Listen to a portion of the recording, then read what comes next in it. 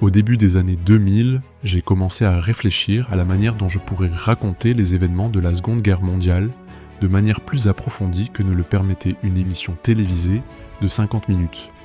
Je me suis familiarisé avec différents sujets tels que le débarquement, Dunkerque, Adolf Hitler, Pearl Harbor, etc.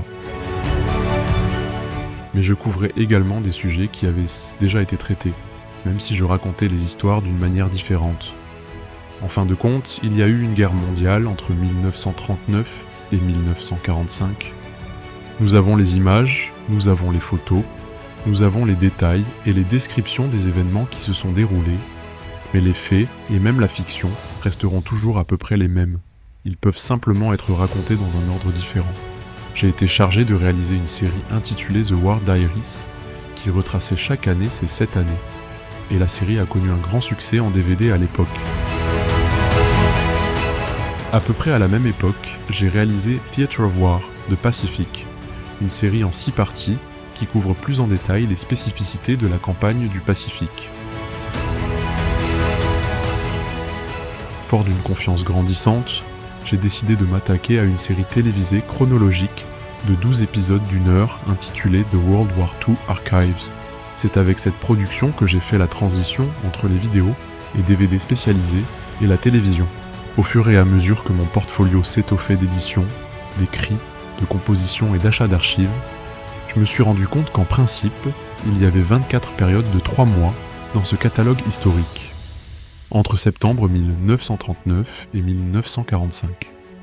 Ainsi, la graine qui avait germé dans la narration d'archives au long cours, associée à la séduction du défi que représentait la grande série télévisée britannique The World at War, qui avait bouleversé mon âme avec sa riche tapisserie de mots, sa présentation habile et ses archives couleurs rares et coûteuses dans les années 1970, m'a poussé à me lancer dans la tâche ridiculement écrasante de produire 150 000 mots pour créer World War II, Countdown to Victory, a Complete Timeline.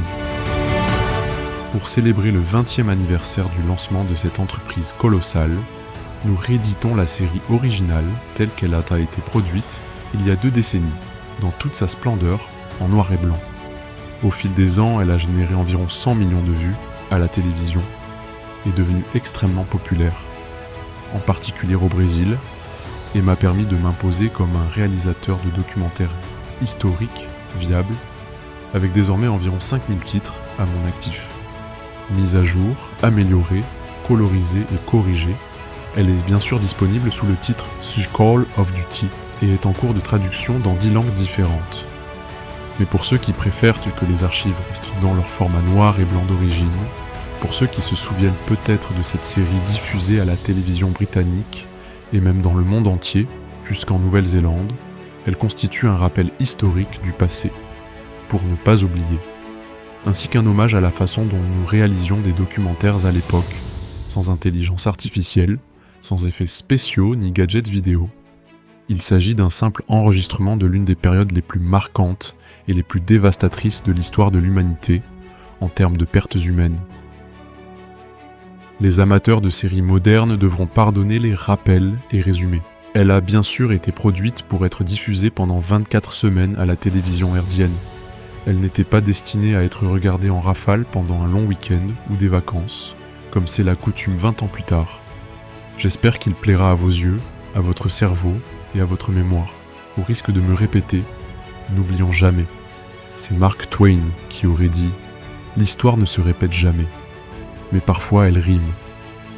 Alors que j'écris ces mots au cours de la première semaine de janvier 2026, je suis stupéfait par les acteurs mondiaux qui brandissent la possibilité de nouveaux conflits à une échelle épique dans leur quête de domination, de pétrole, de contrôle, d'autocratie et de destruction potentielle de la démocratie.